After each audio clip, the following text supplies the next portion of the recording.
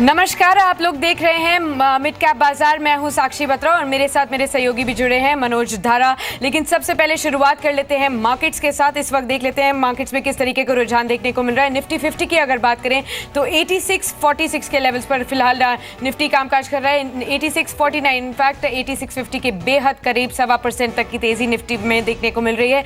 सबसे ज्यादा उछाल आज निफ्टी बैंक में देखने को मिल रहा है। बैंकिंग स्पेस जोरदार उछाल में है और सबसे ज्यादा तेजी में कंट्रीब्यूट कर रहा है। आप देखिए 1.75% तक की तेजी निफ्टी बैंक में देखने को मिल रही है और दिन के उच्चतम स्तरों पर ये इंडेक्स कामकाज करते हुए नजर आ रहा है।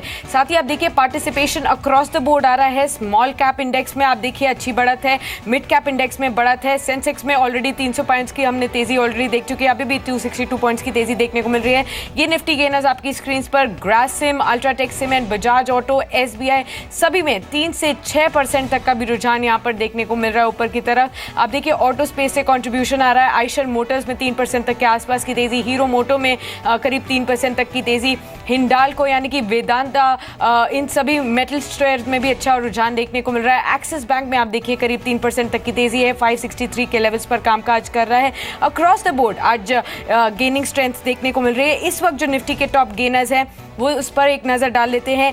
बजाज ऑटो में अच्छी खासी तेजी देखने को मिल रही है। एसबीआई और एसबीआई के एसोसिएट बैंकों में सभी में अच्छा रुझान देखने को मिल रहा है। कुछ लूजर जरूर हैं इस वक्त। अगर आप देखें तो फार्मा का दिग्गज सन फार्मा में अभी कमजोरी देखने को मिल रही है, पावर ग्रिड में कमजोरी है, टेक महिंद्रा, इन्फोसिस यानी कि आईटी थोड़ा कमजोर जरूर देखने को मिल रहा है और भारतीय इंफ्राटेल में भी कुछ कमजोरी देखने को मिल रही है। लेकिन ओवरऑल काफी ब्रेड मार्केट्स की पॉजिटिव ही नजर आ रही है। लेकिन चलिए इसी के साथ शुरुआत कर लेते हैं मिड कैप बाजार के इस एडिशन की। दो खास मेहमान हमारे साथ मौजूद रहेंगे, मानस जायसवाल और साथ ही अविनाश गोरख साकर। दोनों ही मदद करेंगे आपकी सभी क्वेरीज को एड्रेस करने का। और सबसे पहले आपको तरीका बता देते हैं, अगर आप भी इस शो का हिस्सा बनना चाहते हैं और शेयर से जुड़ी हुई कोई भी क्वेरीज हमारे एक्सपर्ट से जानना चाहते हैं तो तरीका बेहद आसान है। उठाइए अपना फ़ोन और SMS के जरिए अपने सवाल भेजिए। मिड कैप लिखिए, अपना सवाल लिखिए और भेज दीजिए 57575 पर। आप हमें कॉल भी कर सकते हैं। हमारी टोल फ्री लाइन है 180018035545। साथ ही ऑल्टरनेट लाइन है 012042582237। आप हमें व्हाट्सएप करके भी अपनी क्वेरीज पूछ सकते हैं। व्हाट्सएप का नंबर आपकी स्क्रीन पर 7840020000 पर शेयर लिखिए, शेयर का भाव लिखिए और शेयर का प्राइस लिखकर तुरंत ही हमारे को भेज दीजिए। चलिए इसी के साथ शुरुआत कर लेते हैं सवाल जवाब के सिलसिले की। आज के पहले दर्शक हमारे साथ मौजूद भी हैं। रिवाड़ी से सूर्यकांत ने हमें कॉल किया। नमस्कार सूर्यकांत जी, पूछिए क्या जानना चाहते हैं आप। नमस्कार मैम जी। हाँ जी, मैंने 80 के प्राइस पर 500 शेयर सिंटेक्स कंपनी में परचेज किए हुए हैं। ठीक है, अभी कुछ नुकसान हो रहा है लेकिन क्या आप रुक सकते हैं कुछ समय के लिए यहाँ पर? हाँ जी मैम, मैं होल्ड कर सकता हूँ। चलिए आप होल्ड कर सकते हैं। आपको राय दिलवा देते हैं, मानस जायसवाल भी हमारे साथ मौजूद हैं। गुड आफ्टरनून मिस्टर जायसवाल, सवाल आपसे होगा। सिंटेक्स इंडस्ट्रीज में 500 शेयर्स इन्होंने निवेश किए हुए हैं। 80 रुपीज़ का इनका परचेजिंग प्राइस है। फिलहाल 73 के आसपास शेयर ट्रेड होते हुए नजर आ रहा है। आज अच्छी तेजी है पूरे मार्केट्स में और यहाँ पर भी एक पॉजिटिव ब्रेथ में ही शेयर कामकाज करते हुए नजर आ रहा है। Medium term to long term के नजरिए से इनको क्या सलाह देंगे आप? देखिए, अगर हम स्ट्रक्चर की बात करें तो स्ट्रक्चर तो डेफिनेटली वीक है और सबसे इम्पॉर्टेंट ये है कि जनवरी में स्टॉक ने हेड एंड शोल्डर पैटर्न के नेकलाइन को ब्रेक किया था, जो कि एक नेगेटिव संकेत है। लॉन्ग टर्म चार्ट बेरिश लगते हैं और ऐसा लगता है कि अब कहीं ना कहीं 72 और 71 के जो सपोर्ट बने हुए हैं स्टॉक उसको भी ब्रेक करके 60 रुपीज़ तक जाने की कोशिश करेगा। तो मेरी राय में तो कोई उछाल मिले 76 77 का तो वहां पर निकलने की कोशिश होनी चाहिए और अब कोई भी लॉन्ग तब तक ना बनाए जब तक स्टॉक 84 के ऊपर क्लोज ना हो।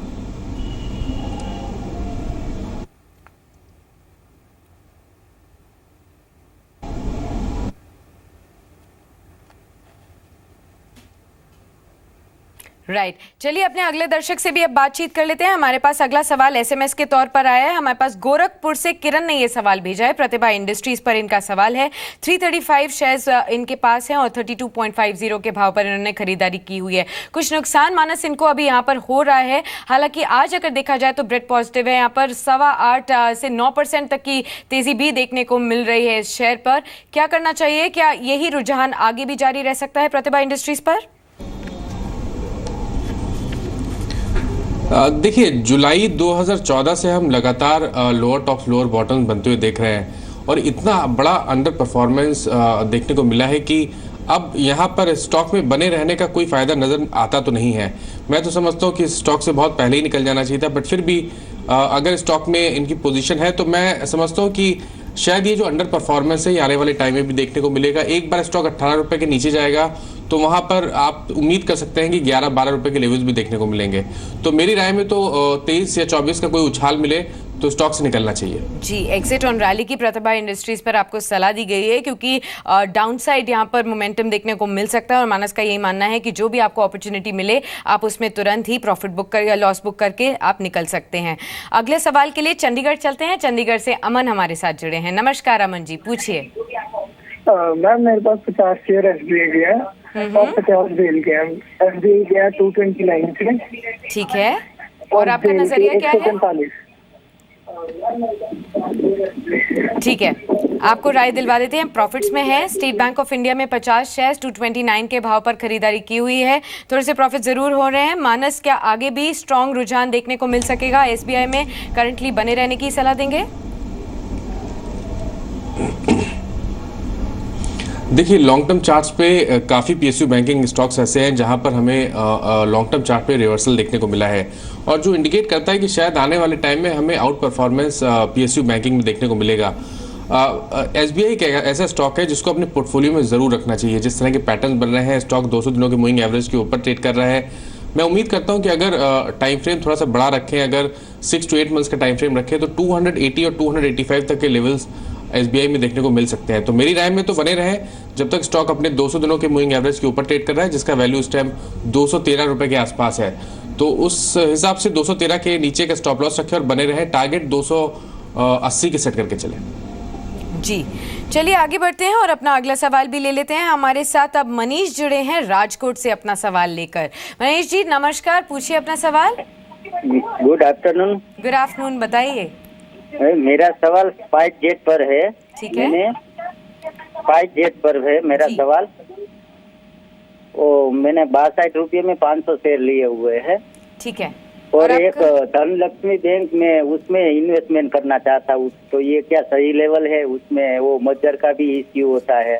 और ये स्पाइस जेट में कौन से लेवल पर ध्यान रखना चाहिए कि इस लेवल पर वो वीकनेस आ जाती है? जी बिल्कुल, आपको राय दिलवा देते हैं। मानस, जिस तरीके से ये बात कर रहे थे यही डिसाइफर कर पा रही हूँ कि ये शॉर्ट टर्म के लिए ही पोजीशन बनाना चाहते हैं। स्पाइस जेट पर आपके लिए इनके लिए क्या राय देंगे? क्योंकि 62 के भाव पर खरीदारी की हुई है, उसी के आसपास अभी चल भी रहा है। 0.25% तक की तेजी अभी देखने को मिल रही है। और साथ ही जानना चाहते हैं क्या करंट लेवल्स में, अभी जैसे आप बैंकिंग स्पेस के बारे में बात कर रहे थे, क्या धनलक्ष्मी बैंक इनके लिए करेक्ट चॉइस होगी? देखिए, पिछले 2 मंथ से गिरावट के बाद स्पाइस जेट लगातार 200 दिनों के मूविंग एवरेज पर सपोर्ट ले रहा है, जिसका वैल्यू कहीं ना कहीं 60 रुपए के आसपास आता है। अगर हम ट्रेंड की बात करें तो मैं समझता हूँ कि जो ट्रेंड रिवर्सल पॉइंट है वो करीब करीब 55 रुपीज़ के आसपास आता है। तो 55 रुपए के नीचे जब तक जाता नहीं है तब तक तो मैं समझता हूँ कि डरने या घबराने की जरूरत नहीं है, बने रहना चाहिए। मीडियम टर्म ट्रेंड पॉजिटिव लगता है, long term medium term trend positive लगता है। हालांकि ये जरूर है कि शॉर्ट टर्म में हाई लेवल पे थोड़ा सा रेजिस्टेंस फेस कर रहा है स्टॉक, बट मैं समझता हूँ कि 55 रुपए काफ़ी इंपॉर्टेंट सपोर्ट है। जब तक उसके नीचे ना जाए बने रहे स्टॉक में। आप उम्मीद कर सकते हैं कि जब भी स्टॉक 70 रुपए के लेवल्स ब्रेक करेगा तो वहाँ से कम 15 से 20 रुपए का अप मूव जरूर देखने को मिलेगा।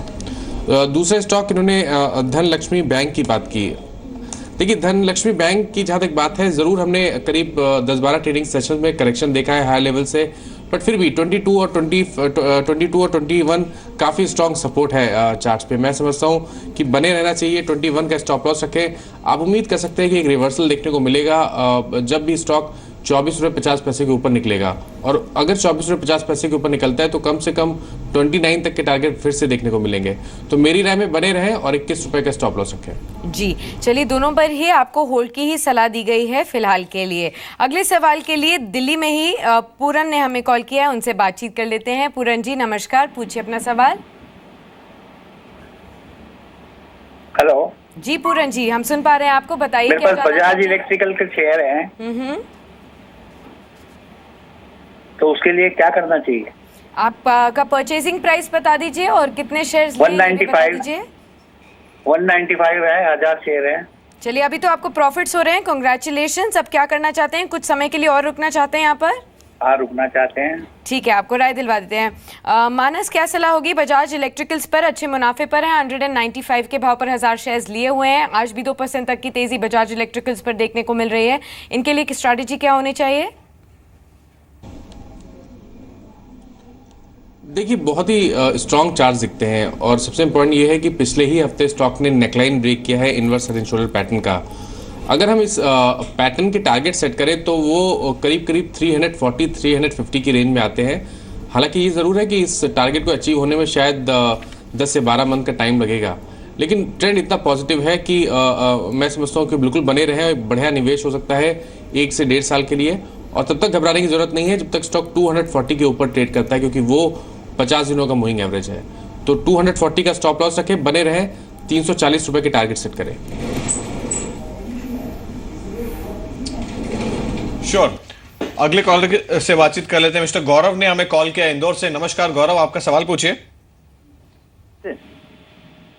हेलो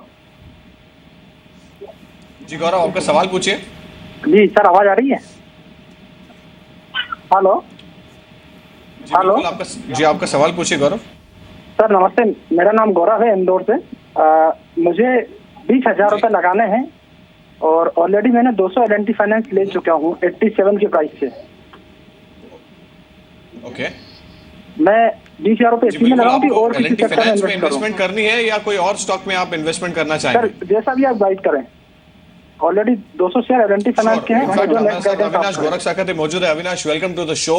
एल&टी फाइनेंस उन्होंने जैसे बताया कि 87 ऑड लेवल्स पर उनकी परचेज प्राइस है। हालांकि उन्होंने काफी हायर लेवल पे लिए हुए हैं shares. Although 20,000 is the amount he intend to invest. आपको क्या लगता है कि एज ऑफ नाउ कौन से स्टॉक में ही शुड बी इन्वेस्टेड और कौन सा फ्रेश बाय होना चाहिए इनका?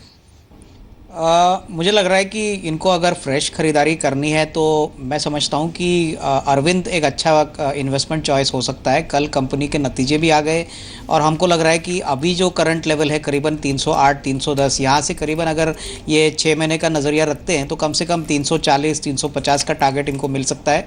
मेरे ख्याल से एल&टी फाइनेंस में इन्होंने ज़रूर पोजीशन ज़रूर ली है, लेकिन यहाँ पे अगर इनको कम से कम साल 1.5 साल ही अगर रुकना है तो ही उनको मुनाफा मिलेगा। ये एक इंफ्रास्ट्रक्चर प्ले है मेरे ख्याल से। इसलिए टाइम होराइजन को देखते हुए मुझे लग रहा है Arvind limited will be a better choice. तो इनको तय करना है कि कहाँ पे इन्वेस्ट करें। ऑल राइट, चलिए अगले दर्शक से भी बातचीत कर लेते हैं। मुंबई से दीपक हमारे साथ जुड़े हैं फोन लाइन पर। दीपक जी नमस्कार, पूछिए अपना सवाल। 500 शेयर्स है टाटा DVR जो मैंने 332.6 पे लिए, और भी शेयर्स है जो है PNB 500 shares at the rate 124 ji, and Indiabulls Estate at the rate 91। Deepak ji, अभी मैं आपको PNB और टाटा मोटर्स DVR पर सलाह दिलवा देती हूं और हमारे साथ मानस जी भी जुड़े हुए हैं। मानस जी, आप ये बताइए कि टाटा मोटर्स DVR हाल में हमने काफ़ी अच्छी तेज़ी इस शेयर पे देखी है। इनफैक्ट टाटा मोटर्स और टाटा मोटर्स DVR में दोनों में ही आज भी यहाँ पर पॉजिटिव रुझान है। इसी के भाव के आसपास, इनफैक्ट 332 पर इन्होंने खरीदारी की हुई है। कुछ आसपास 8-9 रुपये का इनको अभी नुकसान हो रहा है, लेकिन सलाह क्या देंगे आप इनको? क्या आगे जाते हुए इनको पॉजिटिव रुझान देखने को मिल पाएगा इसी तरीके का? और साथ ही ये जानना चाहते हैं कि बैंकिंग स्पेस में से पंजाब नेशनल बैंक जहां पर इन्होंने निवेश किया हुआ है 124 के भाव पर, उसी के आसपास अभी चल रहा है। सलाह दोनों में क्या देंगे आप? देखिए, टाटा मोटर्स DVR की जहां तक बात है, सबसे इम्पोर्टेंट ये है, अगर आप पिछले करीब 2-3 हफ्ते से देखिए तो ऑटो स्टॉक्स फ्लेवर में है, काफ़ी बाइंग इंटरेस्ट देखने को मिल रहा है। टाटा मोटर्स और टाटा मोटर्स DVR दोनों का जो ट्रेंड है वो काफ़ी पॉजिटिव है। High tops higher bottoms clearly देखे जा रहे हैं। मेरे ख्याल से 3-4 हफ्ते पहले ही स्टॉक ने 200 दिनों के मूविंग एवरेज पे सपोर्ट लेने के बाद से फिर से रैली स्टार्ट की है। 330, 335 एक रेजिस्टेंस जोन है, बट पैटर्न को देख के लगता है कि शायद ये रेजिस्टेंस जोन भी स्टॉक ब्रेक करेगा। कोशिश करेगा स्टॉक 355, 360 के लेवल्स को टेस्ट करने के लिए। हालांकि ये ज़रूर है कि इसमें इस लेवल्स को टेस्ट करने में शायद 2 से 3 हफ्ते का समय लगेगा। इसलिए 310 रुपये का स्टॉप लॉस रखें, जो कि 50 दिनों का मूविंग एवरेज है। बने रहें और अपने टारगेट 355, 360 के सेट करके चले। जहाँ तक बात PSU बैंकिंग की है, स्पेशली PNB की है, मैं काफ़ी बुलिश हूँ मिड कैप PSU बैंकिंग में, क्योंकि लॉन्ग टर्म चार्ट्स पे काफ़ी स्टॉक्स ने रिवर्सल के साइन दिखाए हैं। उनमें से एक PNB भी है। PNB करीब अगर आप देखिए 3-4 हफ्ते से 135 और 120 की रेंज में ट्रेड ज़रूर कर रहा है, बट पैटर्न और मीडियम टर्म और लॉन्ग टर्म पैटर्न इतना स्ट्रांग है कि मैं समझता हूँ इस कंसोलिडेशन के बाद जब भी ब्रेकआउट आएगा तो वहां से कम 20 रुपए का अप मूव देखने को मिलेगा। इसलिए टाइम फ्रेम 2 से 3 मंथ का रखें, टारगेट 155 के सेट करके चले और अपने स्टॉप लॉस 113 रुपए के नीचे रखें, जो कि 50 दिनों का मूविंग एवरेज है। Sure, moving on. आनंद ने हमें ओडिशा से कॉल किया हुआ है। नमस्कार आनंद, आपका सवाल पूछिए। पहला शेयर मेरे पास GNFC का है, 50 शेयर है 161 पे जी। और दूसरा शेयर है क्लेरिस लाइफ, परचेसिंग प्राइस है 164, इसका भी 50 शेयर है। श्योर, आपको राय दिला देते हैं। इनफैक्ट GNFC अविनाश 50 और शेयर्स 161 पर उनकी परचेज प्राइस है। हालांकि the stock is trading at 145। 3 महीने का परफॉर्मेंस देखें तो stock has been trading in high range 120 से लेकर 170 और लेवल्स पर ये शेयर ट्रेड कर रहा है। आपको क्या लगता है कि ये परफॉर्मेंस गोइंग फॉरवर्ड कैसे कंटिन्यूड रहेगा? Second is Clarice life science पर आपका क्या व्यू है? 164 उनकी पोजीशन प्राइस।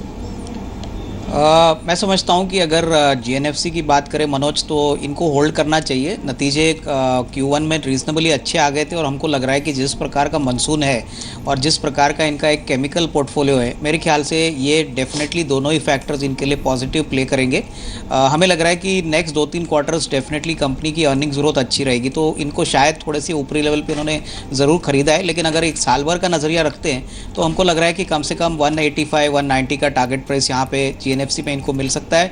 रही बात क्लेरिस लाइफ साइंसेज की, तो ये डेफिनेटली एक यूनिक फार्मा प्ले है। थोड़ा सा वोलेटाइल स्टॉक है, लेकिन क्लियरली अगर यहाँ पे भी थोड़ा लंबा समय अगर ये इन्वेस्ट करना चाहते हैं तो ही इन्वेस्ट करें। अदरवाइज मेरी राय में कोई फ्रंटलाइन फार्मा शेयर में अगर ये पैसा लगाएंगे तो नेक्स्ट पे पैसा अच्छा बनेगा। यहाँ पे मेरी राय में क्लियरली सन फार्मा जो अभी काफ़ी दिनों से पॉजिटिव ट्रेजेक्टरी दिखा रहा है, यहाँ पे डेफिनेटली एक पोजीशन ली जा सकती है। तो I would suggest from Claris she can move to Sun Pharma, जहाँ पे विजिबिलिटी क्लेरिस लाइफ साइंसेज से ज़्यादा अच्छी है। जी, क्लैरिस से स्विच करने की यहाँ पर आपको सलाह दी गई है। अगले सवाल के लिए मेरठ चलते हैं। मेरठ से राहुल जी हमारे साथ जुड़े हैं। नमस्कार राहुल, पूछिए अपना सवाल। मैम मैंने शरण बायो मेडिसिन के 1000 शेयर्स खरीदे 30 रुपीज 75 पैसे पे जी, और तो आपका अभी नजरिया काफी क्या टाइम हो है? गया मुझे। तो अभी अगर मेरे को मतलब लॉस अगर मेरा रिकवर होगा तो मैं रुकूंगा।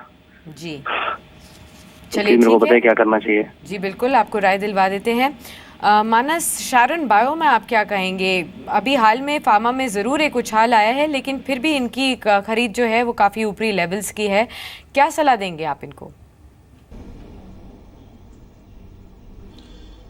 देखिए, पिछले करीब 6-8 मंथ से अगर आप देखिए तो फार्मा में बहुत ज़रूरत थी, क्योंकि काफ़ी स्टॉक्स ऐसे थे जहां पर गिरावट देखने को मिली और काफ़ी स्टॉक्स ऐसे भी थे जहां पर हमें एक डिसेंट रैली देखने को मिली है। जहाँ तक बात शरण बायो की है, बहुत क्लियर अंडर परफॉर्मेंस देखा गया है। पिछले 6 महीने में लोअर टॉप लोअर बॉटम बनते हुए देखे गए हैं। ये ज़रूर है कि 9 रुपये 50 पैसे के आसपास स्टॉक बेस बनाने की कोशिश कर रहा है, बट फिर भी इस बेस जो बेस फॉर्मेशन का कंफर्मेशन है वो तभी मिलेगा जब स्टॉक 13 रुपये के ऊपर निकलेगा।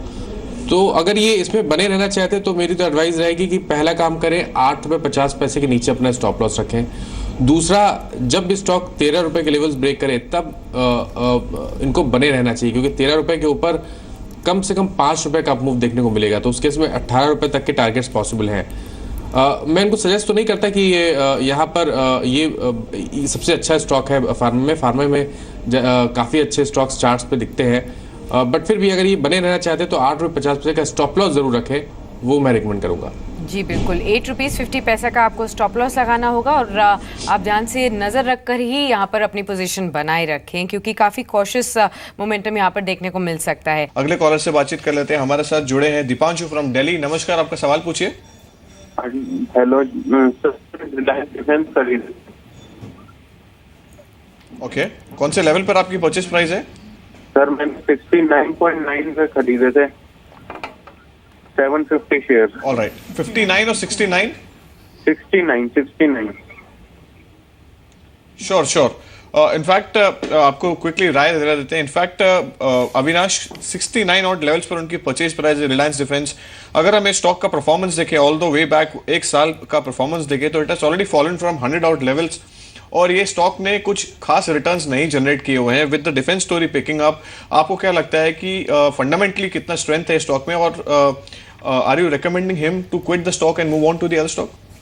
आई थिंक मनोज, मुझे लग रहा है कि इस स्टॉक में अगर इनको पैसा सही मायने में काफ़ी अच्छा बनाना है तो इनको होल्ड करना चाहिए, और काफ़ी समय के लिए, मेरे ख्याल से कम साल सवा साल का अगर इनका व्यू है, क्योंकि मुझे लग रहा है कि जिस प्रकार का इंफ्रास्ट्रक्चर रिलायंस डिफेंस के पास है, ये काफ़ी नई कंपनी है, लेकिन इनके पास जो अप्रूवल्स है नए डिफेंस प्रोडक्ट्स बनाने के लिए, ये डेफिनेटली इनको आगे आने वाले साल 1.5 साल में ज़रूर फ़ायदा करके देंगे। मेरे ख्याल से थोड़ा सा पेशेंस रखना चाहिए। इन्होंने 69 पे ली है, अगर इनका नज़रिया शॉर्ट टर्म है तो ये एग्जिट कर सकते हैं, लेकिन अगर कम से कम 1 साल का नज़रिया रखते हैं तो डेफिनेटली यहाँ से अच्छा मुनाफा बन सकता है। मेरे ख्याल से इसमें काफ़ी HNI इंटरेस्ट और इंस्टीट्यूशनल इंटरेस्ट आ चुका है, बट अर्निंग्स के लिए शायद इनको एक 6 से 12 महीने का वेट करना पड़े। जी, चलिए, आपको यहाँ पर राय भी मिल चुकी है। अगले दर्शक से भी बातचीत कर लेते हैं। हमारे साथ जो अगले दर्शक जुड़े हैं फोन लाइन पर, वो पुणे से पनगड़कर हैं। पनगड़कर जी नमस्कार, पूछिए क्या जानना चाहते हैं आप? I have 25 shares of Prime Focus at the rate of 71 rupees per share and 150 shares of NOSIL at the rate of 50 rupees per share. ठीक है, फिलहाल I can hold them on for 1 year. Alright mister Pangadkar, हम आपको नोसिल पर राय दिलवा लेते हैं। 51 के परचेजिंग प्राइस के साथ इन्होंने निवेश किया है 150 के भाव पर। मानस, नोसिल आपको कैसा लगता है? आज 2% तक की तेजी है, लेकिन आज ही नहीं, बीते 6 महीने के अगर आप चार्ट्स को देखें तो एक अपवर्ड मोमेंटम का ट्रेंड जरूर देखने को मिला है। What should be his strategy now? देखिए, फरवरी मार्च से हम लगातार higher tops higher bottoms chart से बनते हुए देख रहे हैं, लेकिन ये ज़रूर है कि 62 और 65 एक स्ट्रॉन्ग रेजिस्टेंस रेंज है। अभी हमने पिछले दिनों कुछ गिरावट देखी थी और स्टॉक ने अल्टीमेटली 100 दिनों के मूविंग एवरेज पे सपोर्ट लिया और फिर से रिकवरी देखने को मिल रही है। मैं समझता हूँ कि बहुत बड़े मूव की उम्मीद ना करें। एक बार अगर 62 और 65 की रेंज में स्टॉक आए तो एक बार निकलने की सलाह रहेगी। फिलहाल के लिए मैं समझता हूँ बने रहे, अपना स्टॉप लॉस 51 रुपीज़ के नीचे लगाएं और 60 से 62 रुपये की रेंज में अपना प्रॉफिट बुक करें। जी बिल्कुल, चलिए, आपको यहाँ पर राय भी मिल चुकी है। इस राय के साथ ही एक छोटे सी ब्रेक के लिए रुक कर लेते हैं, लेकिन ब्रेक पे जाने से पहले आपको बता देते हैं कि जी बिजनेस एक बार फिर से लेकर आ रहा है बाजार के सबसे बड़े मार्केट एक्सीलेंस अवार्ड्स, और उनके लिए अब गिनती उल्टी शुरू हो चुकी है। कल मुंबई में जी बिजनेस शेयर बाजार और कमोडिटी बाजार के दिग्गजों को सम्मानित करेगा। ऐसे ब्रोकरेज हाउसेज और एनालिस्ट्स को अवार्ड्स दिए जाएंगे जिनकी सही सलाह से निवेशकों को बम्पर रिटर्न्स मिले हैं, लेकिन सैकड़ों एनालिस्ट और दर्जनों ब्रोकरेज हाउसेज में से अवार्ड हासिल करने वाले उन चुनिंदा लोग कौन है वो लोग, इस पर दिग्गजों की भी ज्यूरी ने अवार्ड से सभी दावेदारों की कड़ी जांच परख की है। रिलायंस म्यूचुअल फंड्स के मधु केला, BSE के CEO आशीष चौहान और साथ ही कमोडिटी एक्सपर्ट विजय सरदाना ने हर अवार्ड पर लंबी चर्चा की। मार्केट एक्सीलेंस अवार्ड्स कल मुंबई में दिए जाएंगे। बिजली और कोयला मंत्री पीयूष गोयल इक्विटी और कमोडिटी के इन ब्रोकरेज हाउसेज और एनालिस्ट को सम्मानित करेंगे।